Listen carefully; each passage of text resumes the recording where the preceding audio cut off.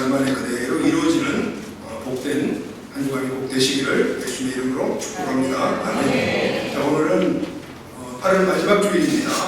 더위가 한풀 꺾이고 아침 저녁으로 좀 시원한 감이 있는 것 같습니다. 그러니까 더욱더 가을이 기다려집니다.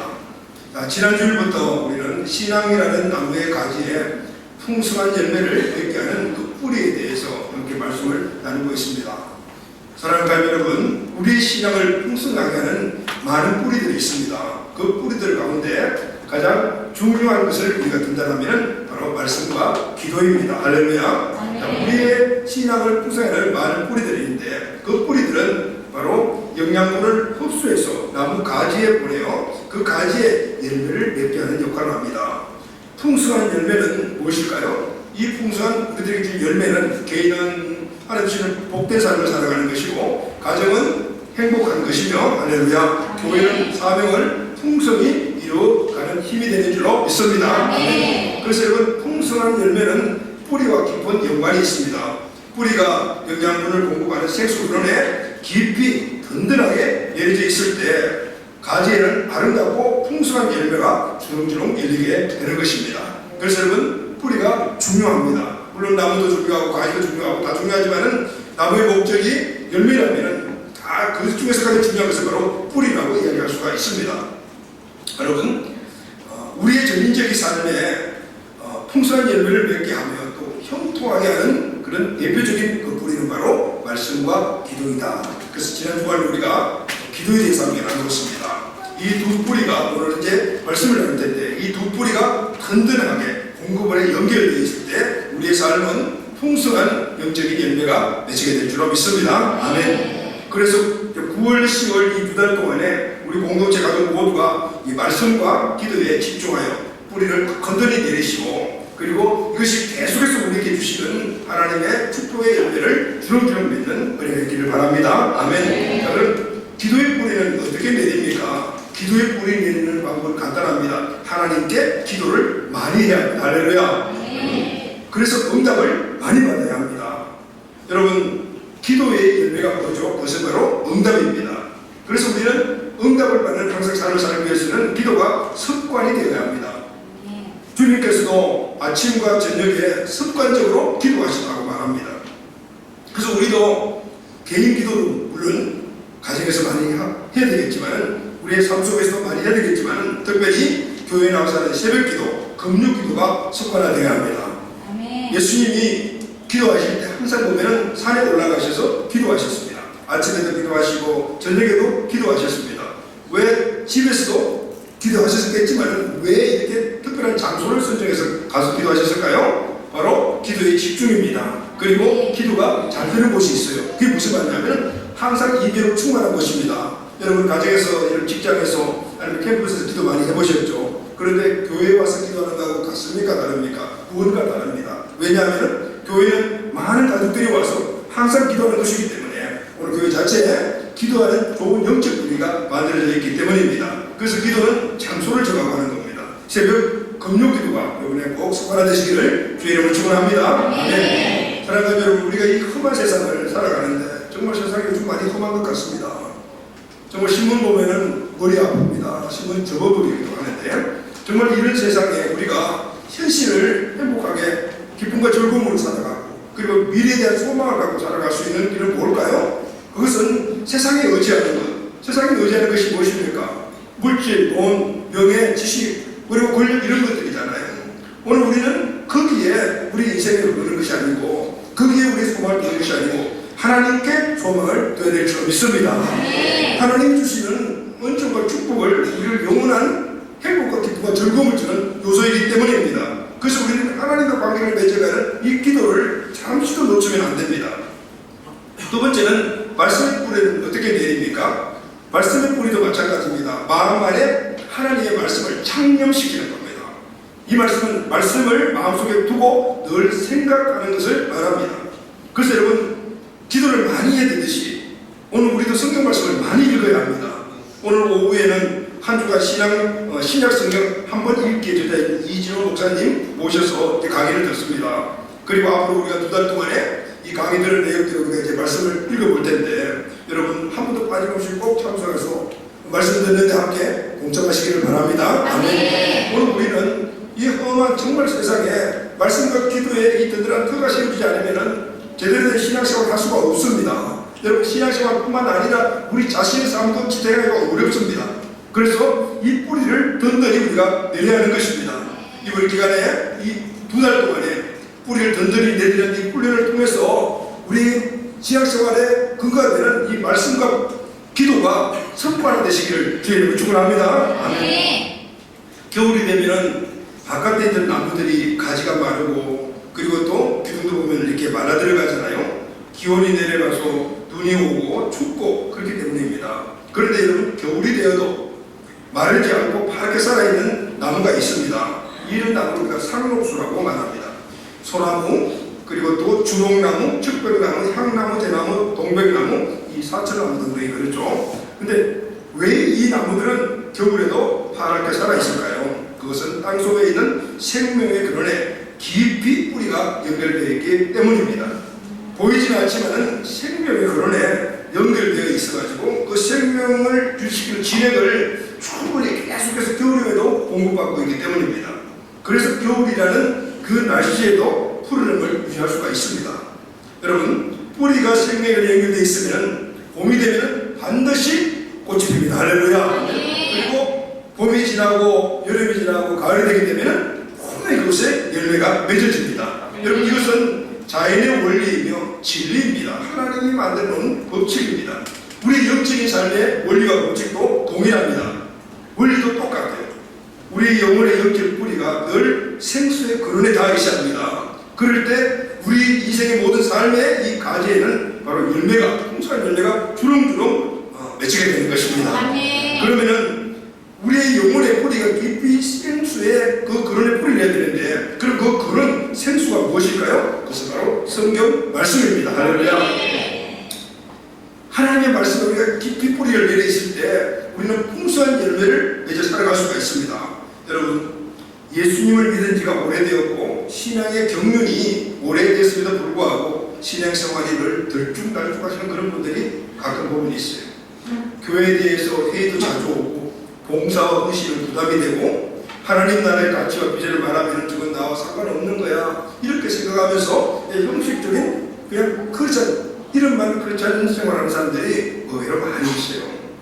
여러분 그럼 이분들의 문제가 뭘까요? 대부분 그렇게 생각합니다. 저 사람은 원래 그래 개인의 성향이야 저 사람이 갖고 있는 환경 때문에 그래 뭐 이렇게 생각을 많이 합니다. 근데 여러분 실질적으로 깊게 생각을 해보게 되면 그런 성향이나 환경 문제도 있지만 더 중요한 것은 공급의 문제입니다. 지속적인 말씀 공급이 없기 때문에 그런 현상이 나타나는 겁니다. 지속적인 말씀의 공급이 없으니까 열매가 없습니다. 열매가 없으니 힘도 없고 신앙생활의 역동성도 떨어지니까 헌신 봉사하면 팍팍 부담이 되어버리는 것입니다. 여러분 가장 여러분들이 기쁘고 즐겁고 감사하며 역동적으로 신앙생활을 할 때가 언제였습니까? 많은 분들에게 물어보게 되면 특히 훈련받은 분들에게 물어보게 되면 훈련받던 시기가 그랬다라고 말합니다. 근데 여러분 훈련받을 때는 너무 힘이 듭니다. 가장 힘든 때가 훈련받을 때입니다. 그런데 그 힘든 시기가 신앙생활의 역동성을 줬고 그리고 감사가 넘쳤고 그리고 기쁨으로 신앙생활을 했다고 말을 합니다. 왜냐하면 훈련받은 시기는 계속해서 기도하고 말씀을 계속해서 공급받기 때문에 바로 그 힘이 바로 신앙을 기쁘고 즐겁게 만들어 주었다는 것입니다. 그래서 우리는 말씀을 계속 공급받아야 합니다. 할렐루야. 말씀을 지속적으로 공급받아야 합니다. 그러면 말씀을 지속적으로 공급받는 방법이 무엇입니까? 오늘 그것을 우리가 함께 생각하려고 합니다. 오늘 본문을 보게 되면 말씀을 지속적으로 공급받는 방법이 뭐냐? 주야로 묵상하는 거다라고 말합니다. 주야로 말씀을 묵상하는 거예요. 여러분 묵상은 하나님의 말씀을 공급받는 방법입니다. 하나님의 은혜가 내 안에 머물게 하는 방법이 묵상입니다. 오늘 1절 말씀을 보면 그 말씀이 나와 있죠. 복 있는 사람들은 악인들의 꾀를 따르지 아니하며 죄인들의 길에 서지 아니하며 오만한 자들의 자리에 앉지 아니하고 이렇게 말하죠. 복 있는 사람은 이제 묵상을 오늘 시편 기자가 말을 하려고 하는데 근데 바로 묵상이라는 말로 들어가지 않고요. 이렇게 말합니다. 악인들의 길을 따르지 아니하며 죄인들의 길을 쓰지 아니하며 오만한 자의 자리에 앉지 아니하고. 무슨 말씀이냐면요, 이 시편기자는 묵상을 말하기 전에 먼저 마음의 준비성을 먼저 이야기하고 있습니다. 먼저 마음을 준비시킵니다. 묵상을 하려면 마음이 준비되어야 되기 때문에 마음을 준비시킵니다. 묵상을 배우기 전에 죄에 관해서 먼저 말하고 있는 것을 볼 수가 있습니다. 악인들의 꾀를 따르지 아니하며, 그렇죠? 여러분, 나쁜 것은 마음 안에 있는 생각에서 나옵니다.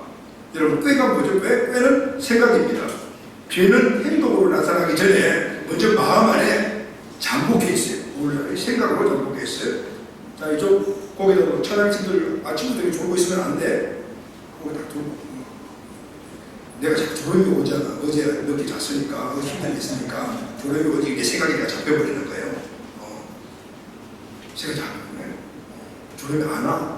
그리고 졸음이 자고 오면은, 아, 저 말씀 꼭 하나님 내게 주신 말씀인데 그 마이가 어떻게 하는 거구나, 이렇게 저번에 들어야 돼요. 보통 우리 초등학생들 차라리 실력으로 와서 앉아서 졸면은 이거 찬양하고 이거 무용지물이에요. 할렐루야. 아멘. 자, 먼저 죄는 우리 마음 안에 잠복해 있어요. 생각으로 잠복해 있어요.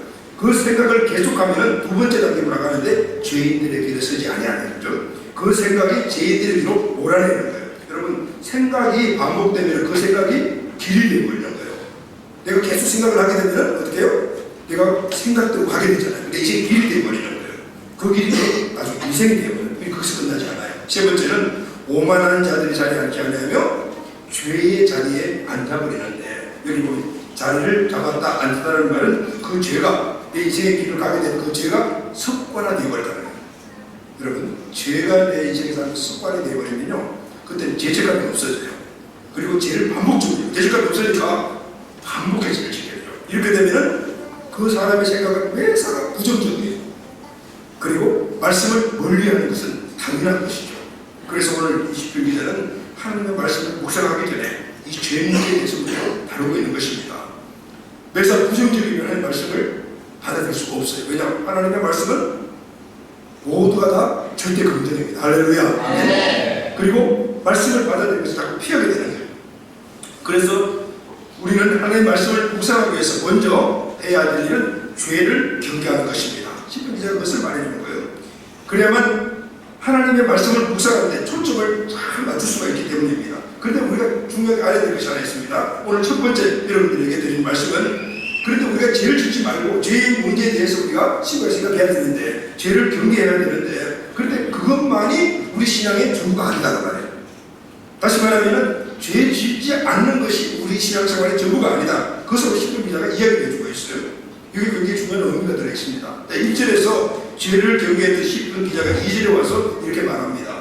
오직 여호와의 율법을 절거하여 그 율법을 주야로 묵상하는 자다. 할렐루야. 네. 만약 우리 신앙생활이 1절에 나와 있는 죄 짓지 않는 것으로만 충분하다면 시편 기자는 두 번째 말씀 묵상하라고 얘기하지 않았을 거예요. 그건 끝이죠. 그런데 여러분, 우리 성경에는 오직 여호와의 율법으로 시작을 했잖아요. 그런데 히브리 원문을 보게 되면 키라는 말이에요. 그러나 뜻이면 그러나가 앞에 있어요. 다시 말하면 복 있는 사람이 어떤 사람이냐, 그 복 있는 사람은 악인의 꾀, 죄인의 길, 오만한 자리에 앉지 않을 뿐만 아니라, 다시 말하면 죄 짓지 않는 것이 전부가 아니라는 말이에요. 우리가 하나님의 은혜에 머물고 하나님의 실수를 공부하려면 죄 안 짓는 것만으로는 충분하지 않다.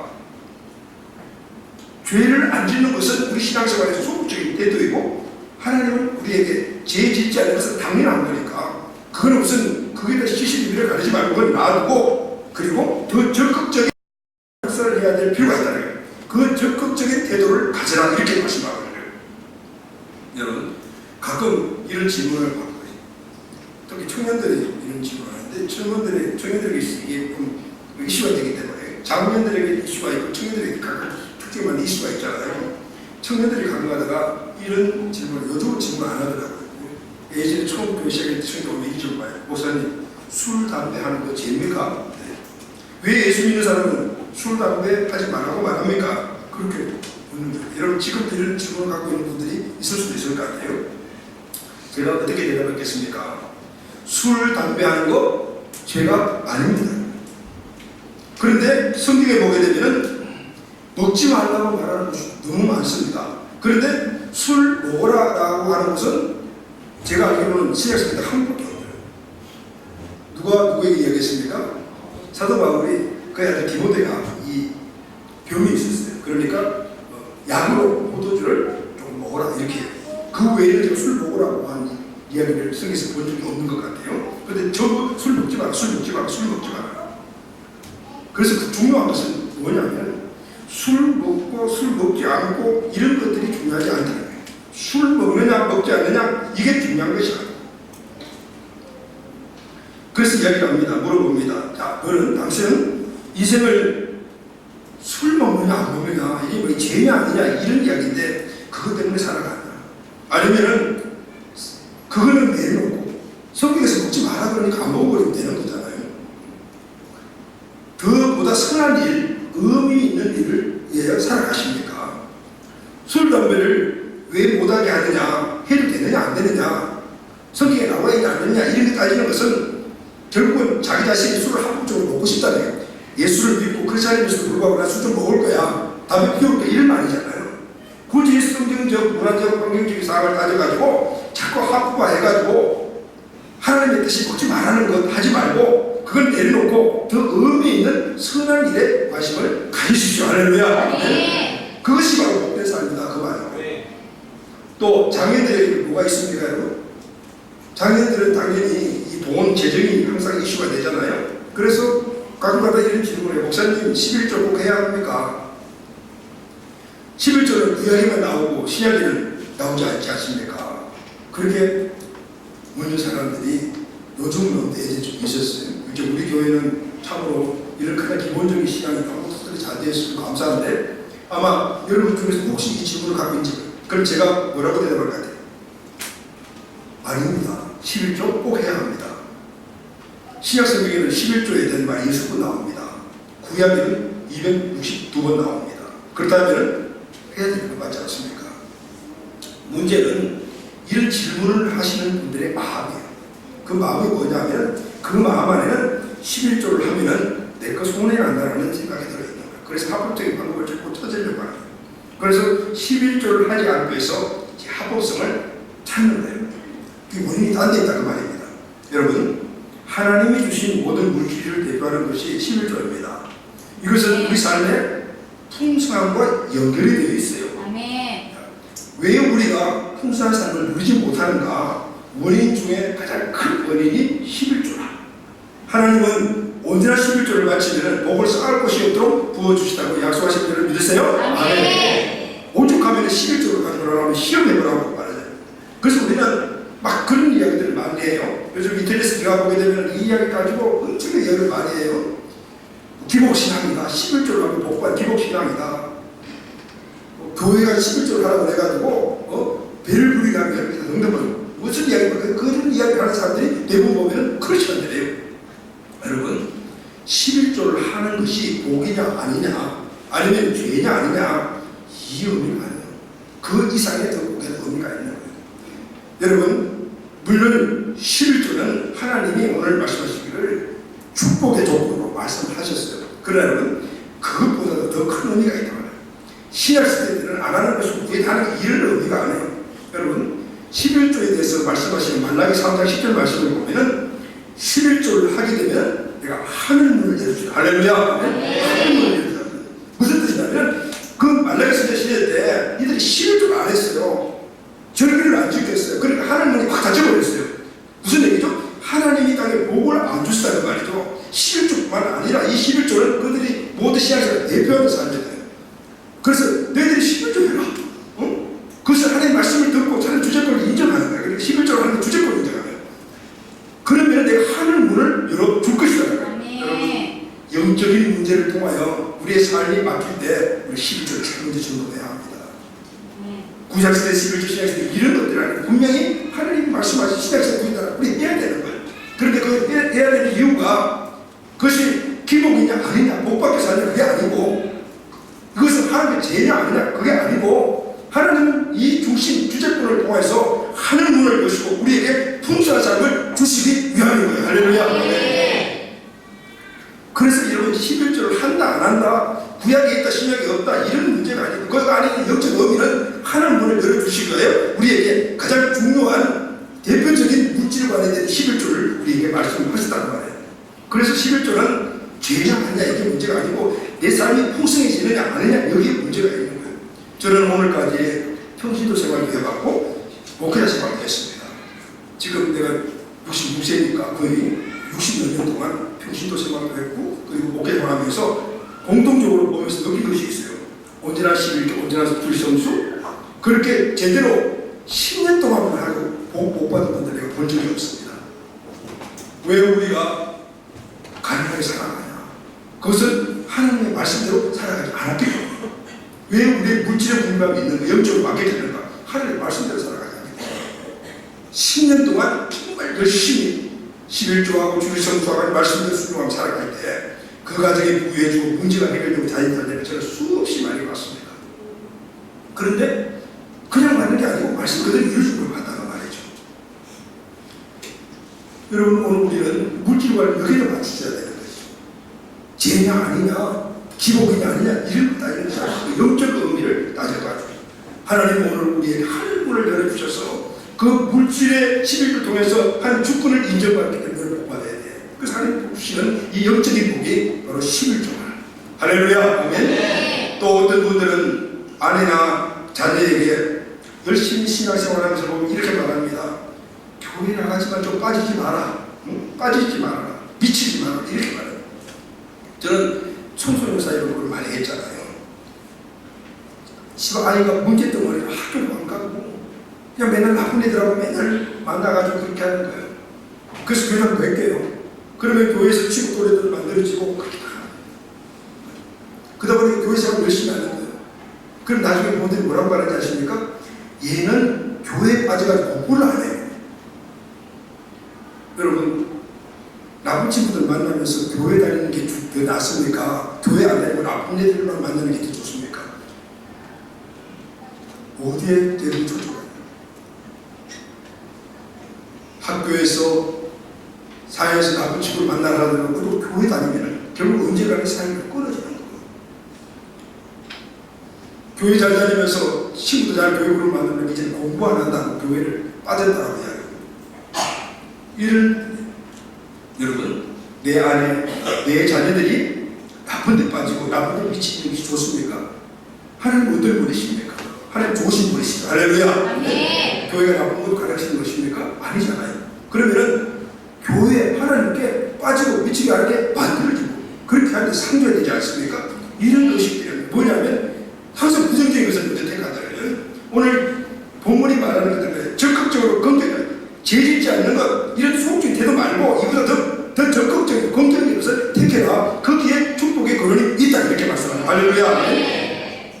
여러분 하나님의 자녀가 우리가 하나님의 자녀들이 12조 한다고 수갑을 먹는다고 해서 지옥 가는 건 아니에요.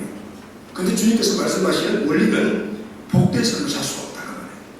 그래서 우리는 죄를 짓지 않는 자가 될 뿐 아니라 선을 행하는 자가 되어야 될 줄 믿습니다. 아멘. 오만한 자가 되지 않을 뿐만 아니라 겸손한 자가 되어야 합니다. 매사에 소극적인 태도로 신앙생활하는 것에 만족하면 안 됩니다. 그래서 하나님의 복을 누릴 수가 만족하면 그래야만 하나님의 복을 누릴 수가 있다는 말이에요. 그래서 우리는 절대로 소극적인 태도, 부정적인 쪽 그런 쪽에 초점을 맞추는 것이 아니고 더 나은 것, 적극적이고 긍정적인 쪽으로 우리가 태도를 맞춰야 되는 것입니다. 여러분 달란트 비유를 보게 되면 주인이 멀리 가면서 종들에게 달란트를 줬어요. 근데 그 중에 한 달란트를 준 종이 있었습니다. 그런데 그 주인이 돌아와가지고 그 한 달란트 받은 그 종이 주인에게 한 달란트를 그대로 갖고 왔어요. 그런데 주인이 뭐라고 얘기했습니까? 엄청난 책만 하는데 악하고 겨루조망을 했어요. 근데 한번 생각해 보십시오. 한 달란트를 받았어요. 주인 걸 받았어요. 근데 이걸 가지고 사업을 한다든가 딴 일을 하다가 그걸 손해보고 그걸 다 잃어버렸으면 어떻게 해요? 없어지는 거잖아요.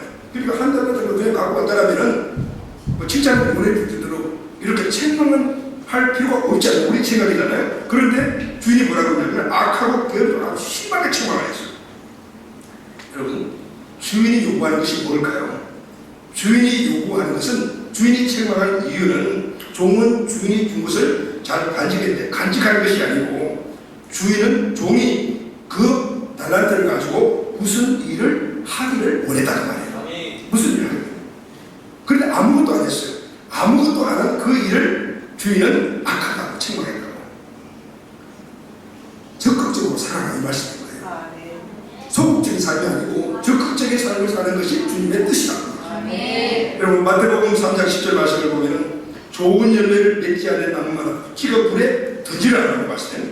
보통 우리가 이렇게 말하잖아요. 좋은 열매를 맺지 않는 나무마다 찍어 불에 던지라. 근데 우리는 이 말씀을 들으면 좀 수수가 틀리다 생각해요. 보통 이렇게 말하죠. 나쁜 열매를 맺는 나무마다 불에 던지라. 이게 보통 정상적인 그런 말 순서잖아요. 그런데 보면 나쁜 열매가 아니라 좋은 열매 맺지 않는 나무가 불에 던져진다라고 말했어요. 나쁜 열매를 맺지 않는 사람들 만약에 딱 이런 생각, 이런 얘기예요. 나는 남에게 손해를 절대 끼친 적이 없어. 그런데 불쌍한 사람을 도와주지 않았을 뿐이야. 이게 내한테 무슨 잘못인가? 주님은 그것이 잘못이다라고 이야기해요. 주님의 생각이 우리의 생각과 다른 거죠. 좋은 열매를 맺지 않는 것도 나쁘다라고 말해요. 나쁜 짓을 안 하는 것만이 능사가 아니다. 더 나아가서 좋은 열매를 맺어야 된다 이 말이에요. 여러분 우리가 교회 생활하다 보면 많은 사람들이 다양한 사람들을 만납니다. 그러다 보면 다투기도 하고 또 미워하기도 하고 시기하기도 하고 그리고 시험받기도 하고 그러잖아요. 그래서 이런 생각을 항상 해요. 나는 교회 생활하면서 사람 다투지도 않고 사람 미워하지도 않았어. 그래서 나는 상을 받을 거야. 근데 그렇다고 상을 받는 게 아니에요. 누가 상을 받냐면 사람이 해야지 상을 받습니다. 할렐루야. 예배 열심히 참석하고 기도 많이 했다고 상 받는 것이 아니다. 전도해서 영혼을 주님께로 인도해야만이 우리에게 상이 있는 겁니다. 그래서 우리는 모든 사람들이 적극적인 태도를 가지고 살아야 한다. 그래서 2절에 앞에 죄의 문제에 대해서 이야기하기 위해 거기만 빼지 말고 술, 담배 하는 거 죄냐 아니냐 11조 하는 거 죄냐 아니냐 여기 빼지 말고 어떻게 오직 여호와의 율법을 절거하며 그 율법을 주야로 묵상해라. 할렐루야. 죄 안 지고 사는 것이 정상 아니고 그게 전부가 아니고 우리에게 가장 중요한 것은 여호와 하나님의 말씀을 절거하며 그 율법을 주야로 묵상하고 살아가는 것이다. 이렇게 말하고 있습니다. 주님은 더욱더 적극적인 태도를 우리에게 요구하고 있습니다. 할렐루야. 우리의 마음이 긍정적이고 적극적이 되시기를 주님을 축원합니다. 그럼 주님이 말씀하시는 적극적인 태도는 뭘까요? 이제 본론을 이야기해요. 여호와 율법을 절거하고 묵상하라 말합니다. 여러분 우리 인생이 만약에 죄만 짓지 않고 사는 거기만 초점을 맞추있다면 절복이 있을까요? 없을까요? 없습니다. 맨날 두려움밖에 없을 거예요. 죄를 짓지 않고만 사는 신앙생활은 의무적인 신앙생활이 될 수밖에 없기 때문입니다. 여러분 의무에는 절복이 없습니다. 이절을 보면 절거하다 묵상하다는 말이 하나의 짝을 지어서 나와요. 이 말씀은 둘이 하나다 그 말이에요. 절거하는 것 묵상하는 것은 하나다 그 말씀이거든요. 여러분 묵상이란 의무적으로 성경을 읽는 것이 아닙니다. 즐겁게 읽는 거예요. 복이 있는 사람은 하나님의 율법을 절거합니다. 할렐루야. 율법을 절거하는 사람은 말씀을 묵상합니다. 또 묵상을 하게 되면 또 즐거워집니다. 이렇게 계속해서 일이 이루어지는 거죠. 시편 119편 72절에 보게 되면 주의 입의 법이 내게는 천천금원보다 좋으니라고 했어요. 에레미야 15장 10절 말씀 보면 내가 주의 말씀을 얻어 먹었사오니 주의 말씀은 내게 기쁨과 내 마음에 즐거움이 되다. 할렐루야. 우리가 묵상하면 그 묵상의 말씀이 내 삶의 기쁨이요 즐거움이 되는 거예요. 할렐루야. 묵상은 즐거움을 하고 즐거움은 묵상을 가져오는 거예요. 그래서 주의 말씀은 내게 기쁨과 내 마음의 즐거움을 가져다 주는 것입니다. 여러분 하나님의 말씀은 내 삶의 기쁨이요 내 마음의 즐거움을 가진 것을 되시기를 주님을 축원합니다. 그래서 여러분 성경 말씀을 많이 읽고 많이 묵상을 합니다. 그렇습니다. 여러분 내 삶의 최고의 기쁨은 하나님의 말씀에서 나옵니다. 할렐루야. 최근에 한 목사님의 이야기를 듣고 적극적 감동을 받고 회개하는 그런 일이 있었습니다. 이분은 어느 교단에 큰 교단에 총회장을 하시는 목사님이신데 그분이 인터뷰하는 내용이에요. 근데 이분이 총회장으로 있던 그 시기에 성경을 예를 들어 30독을 했대요. 30독. 여러분 30독을 통독했다는 것은 놀라운 거예요. 총회장이 얼마나 바쁜지 몰라요. 그리고 이분은 또 목회까지 했으니까 그런데 그 시기에 30분 읽다는 것은 정말 그 이야기를 듣고 저 정말 회개가 터져 나왔습니다. 여러분 성경이 약 1200장 정도 되니까 하루에 석 장 내지 4장 읽으면 1년에 한 번 통독할 수가 있어요. 근데 30분 읽다니까 하루에 100장 읽는다는 말이 됩니다. 목회와 총회장 직무를 같이 하면서 하루에 4시간을 성경을 읽었다. 새벽 기도 전에 2시간, 새벽 기도 후에 2시간 이렇게 읽었대요. 그러면서 그분이 이런 말씀을 하셨어요. 내가 그 바쁘고 힘든 총회장 직분과 목회를 함께 기쁨으로 잘 감당할 수 있는 것은 성경을 읽은 거기서 나온 힘 때문이었다라고 네. 그 힘으로 총회장직을 감당하고 기쁨으로 잘 감당해요. 여러분, 나의 삶에 힘이 어디서 옵니까? 여러분들의 삶에 즐거움이 어디서 옵니까? 성경 말씀을 묵상할 때 옵니다. 할렐루야. 왜냐하면 성경 말씀은 내게 기쁨과 즐거움을 갖게 돼요. 자, 그러면 여러분 구체적으로 묵상이 뭡니까? 묵상은 무엇을 말합니까? 기본적으로 의학 용어입니다. 이 묵상이라는 말은 원어에 보게 되면 소화시킨다라는 뜻을 갖고 있어요. 소화시킨다. 여러분 우리가 음식을 먹으면 안에서 소화가 되죠. 그럼 소화가 되면 이게 우리 몸에 힘이 됩니다. 자, 우리는 성경 말씀을 읽어야 됩니다. 들어야 합니다. 그런데 읽고 듣는데서 끝나면 안 됩니다. 이 말씀을 내가 소화시켜가지고 이 말씀이 나에게 뭐가 힘이 되야 합니다. 할렐루야. 이 말씀은 묵상이라는 말씀은 말씀을 내 마음속에 담아두는 겁니다. 또 깨달은 말씀을 창념시키는 겁니다. 성경 말씀은 하나님의 말씀을 받아서 내 마음속에 새겨두는 겁니다. 하나님의 말씀을 내 마음속에 수용하는 겁니다. 그럼 여러분 내 마음 하나님의 말씀을 채워야 되니까 내 마음을 다른 것이 쌓여있으면 됩니까? 안 됩니까? 그러니까 죄 문제를 먼저 이야기했던 것입니다. 이것이 묵상입니다. 자, 그럼 여러분 어떻게 내 마음속에 창념시킵니까? 어떻게 내 마음속에 수용합니까? 그것은 말씀을 읽고 듣고 많이 읽고 듣고 반복하고 기도하면 그 말씀이 내 마음속에 착 달라붙어. 할렐루야. 내 마음속에 딱 붙습니다. 이것을 창념이라고 말합니다. 그러면 딱 달라붙은 말씀은 안 떨어지잖아요. 강력분들은 딱 그쪽에 붙어진단 말이죠. 또 묵상은 영혼의 샘에 생수를 마시고 우리 영혼이 영혼의 샘에 있는 생수를 마시는 것입니다. 여러분 생수는 마시면 갈증이 되잖아요. 우리 인생의 갈증을 해소시켜주는 것이 바로 하나님의 말씀을 묵상하는 것입니다. 아침 저녁으로 이 생수를 마셔야 우리 삶이 변하지 않습니다. 그래서 2절 말씀 보면 오직 여호와의 꿀 절과 그의 꿀 주야로 묵상하는 자다. 주야로 우리 마음속에 새긴다는 말입니다. 여러분 주야라는 말은 아침과 저녁을 말합니다. 풍성한 열매 맺는 영적 생활의 비결은 다른 곳이 없어요.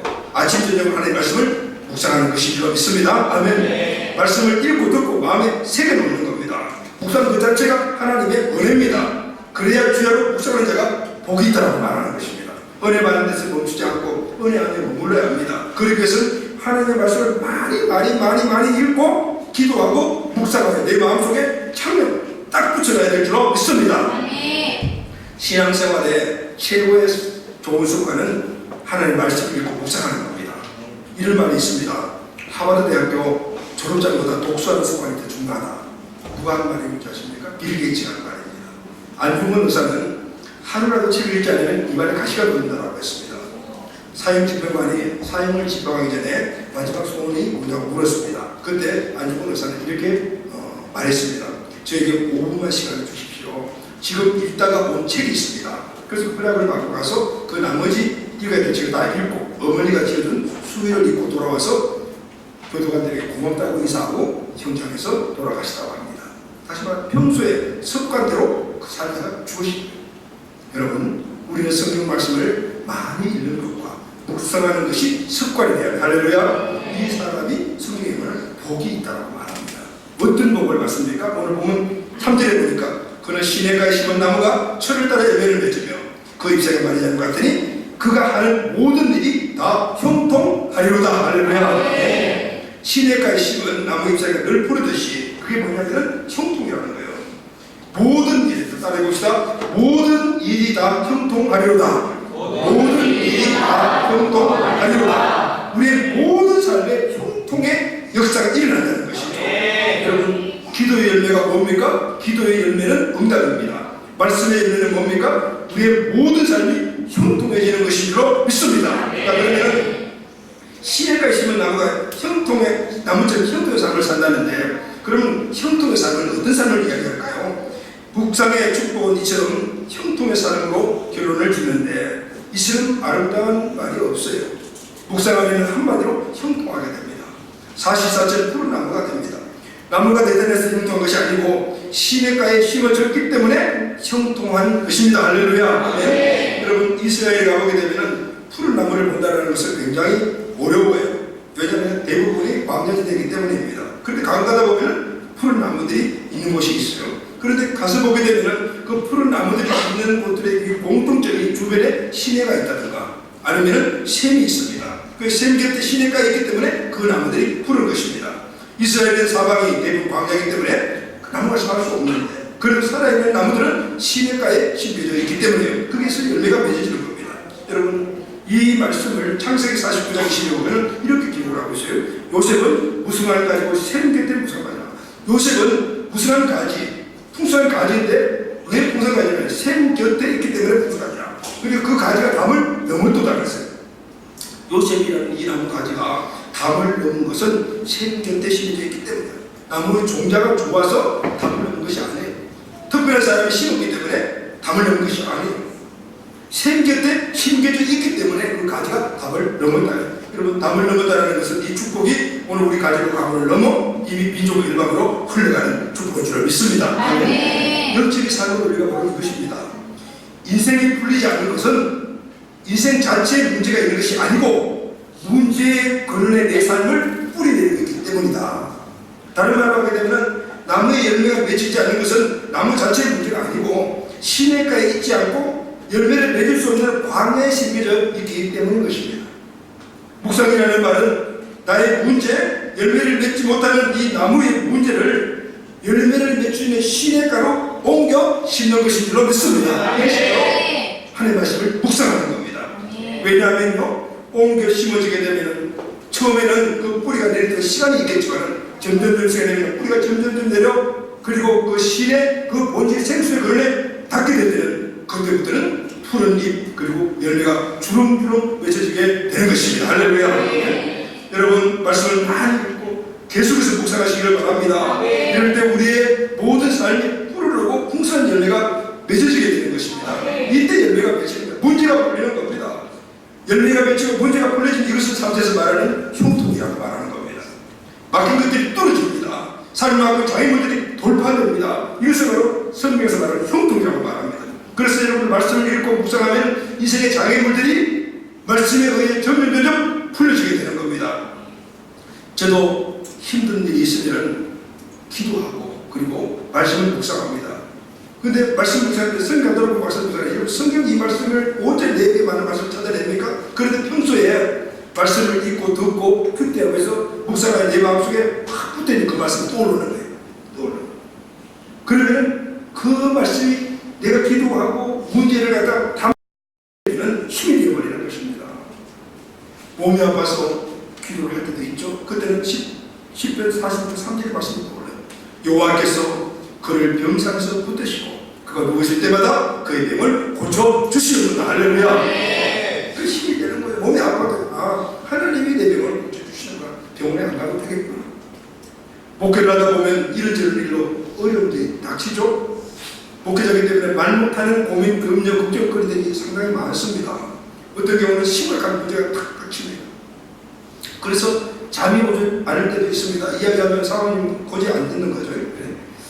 근데 기도하다 보면 떠오르는 말씀이 있어요. 그런데 대부분 이 떠오르는 말씀들이 답이 10편이더라고요.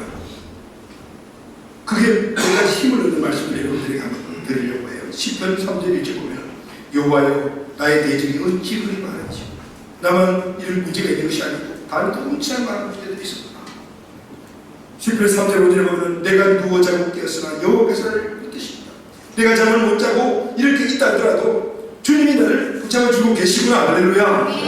10편 3절 6절에 보게 되면 천만이 나를 에워서 지친다 하여도 나는 두려워하지 아니하노라. 나는 어려운 가운데서 두려워하지 않고 성선장구하고 성회전 이거였구나. 여호와 나를 붙드시고 계시다는 것을 믿었어요. 그때 두려움이 없었구나. 그리고 이게 결론이 힘이 되는 거예요. 10편 27편도 큰 위로가 되는 말씀이에요.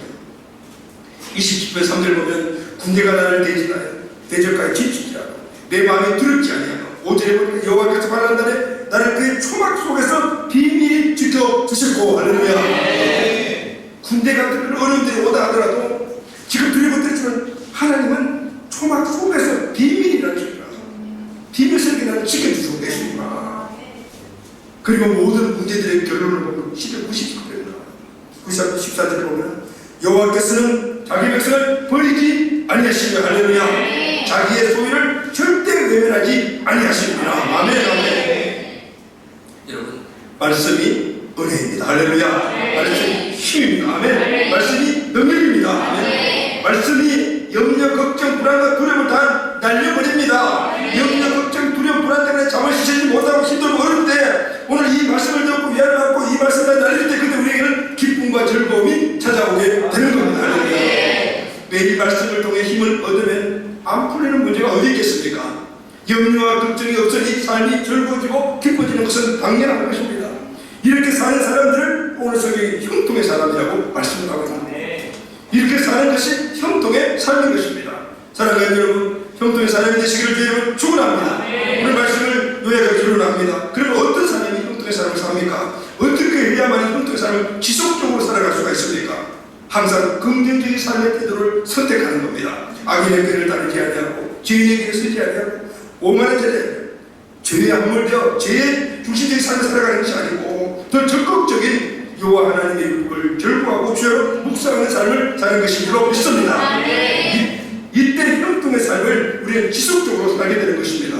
여러분, 말씀으로 항상 문제를 이깁니다. 두려움을 이깁니다. 걱정, 의심을 이깁니다. 삶이 즐겁고 행복할 수 있는 것은 당연한 것입니다. 이 행복한 삶이, 이 형통한 삶이 우리의 삶인 거예요. 사랑하는 여러분, 9월달, 10월달 두 달 동안 신약 통독으로 말씀을 많이 읽고 묵상하시기를 바랍니다. 아멘. 그래서 말씀의 깊이 뿌리를 내리시기를 바랍니다. 석권화시키시기를 바랍니다. 두 달 동안 열심히 우리가 집중하자는 것은 이것이 우리 신앙 전체 삶이기 때문에 석권화되어야 됩니다. 그래야만 우리가 형통의 삶을 살아갈 수가 있기 때문입니다. 말씀을 계속 읽고 묵상하는 것을 습관으로 만드시기를 바랍니다. 교회 나와서 성경 모른다 하더라도 여러분 그 성경을 가지고 틈틈이 성경을 읽으시기를 바랍니다. 그리고 그 말씀을 가지고 기도하면 그 말씀이 나에게 묵상이 되는 겁니다. 참여이 되는 것이죠. 그리고 기도하시길 바랍니다. 기도와 말씀, 그래서 함께 가는 것입니다. 내 삶이 신약하게 심은 나무처럼 하나님께 뿌리를 두고 계속 생수 공급을 받아서 여러분의 모든 삶이 과거의 미래 모두가 다 형통의 삶으로 살아가는 이런 귀한 역사가 우리 모두에게 있게 되기를 예수님의 이름으로 축복합니다. 아멘.